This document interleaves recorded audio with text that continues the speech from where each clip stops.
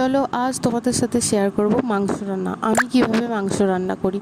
তো ফার্স্টেই কড়াইয়ে দিয়ে দিয়েছি তেল গরম হয়ে গেছে, দিয়ে দিয়েছি ফোড়নে শুকনো লঙ্কা দুটো তেজপাতা। এরপর কুচানো পেঁয়াজগুলো দিয়ে দিচ্ছি। এখানে অনেকটাই পেঁয়াজ লেগেছিলো আমার, কারণ অনেকটাই মাংস ছিল, তাই পেঁয়াজগুলো দিয়ে ভালো করে ভেজে নেব। ভেজে নেওয়ার পর এখানে টুকরো করে রাখা অল্প একটু ক্যাপসিকাম ছিল, যেটা আমি পেঁয়াজের সাথে দিয়ে দিয়েছি।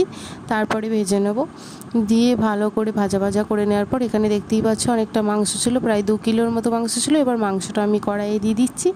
কড়াইয়ে দিয়ে পেঁয়াজের সাথে ভালো করে অনেকক্ষণ ধরে ভেজে নেব, ভাজা করে নেব। ব্যাস ভাজা করে নিলেই আমার অর্ধেক মাংস সেদ্ধ হয়ে যাবে। তারপরে দিয়ে দেবো আমি রসুন বাটা, আদা বাটা পুরোটাই দিয়ে দেবো, রসুন বাটাও পুরোটাই দিয়েছিলাম। আর হলুদ গুঁড়ো, লঙ্কার গুঁড়ো, জিরে গুঁড়ো, ধনিয়া গুঁড়ো, অল্প সামান্য চিনি, যেগুলো গুঁড়ো মশলা লাগে তো সেগুলি দিয়ে দিলাম। দিয়ে ভালো করে কষিয়ে নেব, তাহলেই রেডি আমার চিকেন।